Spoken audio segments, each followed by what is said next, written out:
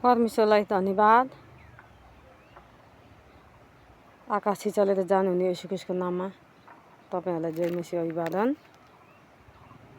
यहाँ चाहिँ आज म चाहिँ तपाईहरुको अगाडि हामीलाई थाहा भएकै वचन हो, सबैलाई हामी विश्वास गर्ने हरेकलाई थाहा छ हैन।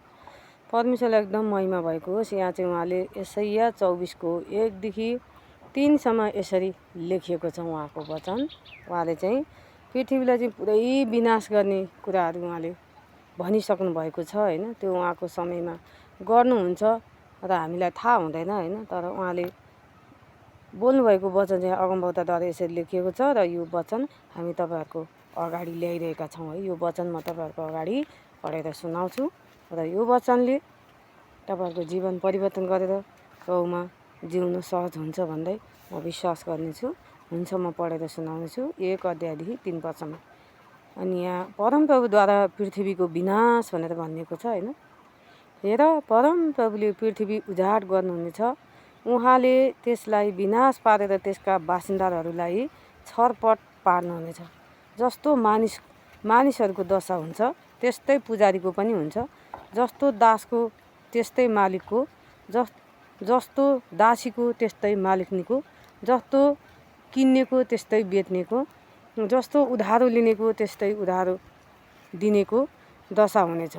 जस्तो ऋण लिनेको त्यस्तै ऋण दिनेको हुन्छ। पुरै पृथ्वी उजाड हुनेछ र पूर्ण रूपमा लुटपुट गरिनेछ, किनकि परमप्रभुले नै यो कुरा भन्नुभएको छ। आमेन। यो कुरा मैले होइन, अगमवक्ताले होइन, परमप्रभु स्वयंले चाहिँ यहाँ यसरी भन्नुभएको छ। प्रिय अन्य दाजुभाइ दिदीबहिनीहरू, म तपाईहरुलाई बिन्ती गर्दछु। हाम्रो प्रिय परिवारहरू त हामी छँदैछौँ, हामी सबैलाई थाहा छ हैन।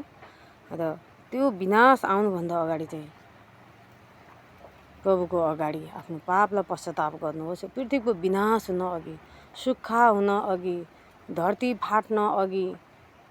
अनि यहाँ अब हामी उपदेश 12 अध्यायमा हेर्छौँ भने नि त्यही अन्त्यको कुरा छ। मत्ती 24-25 अध्यायलाई हामी हेर्छौँ भने त्यो अन्त्यको कुरा छ। प्रिय परमप्रभुमा भरोसा राख्नेहरूलाई थाहा छ। र तपाईँ अन्य परिवारहरूलाई चाहिँ म आग्रह गर्दछु कि बिन्ती छ तपाईहरु परमप्रभुको क्रोधबाट बच्नलाई आफ्नो पाप पश्चाताप गरेर प्रभुलाई स्वीकार्नुहोस् र मृत्युपछि जीवन पाउनुहोस्। येशूको नाममा आमेन।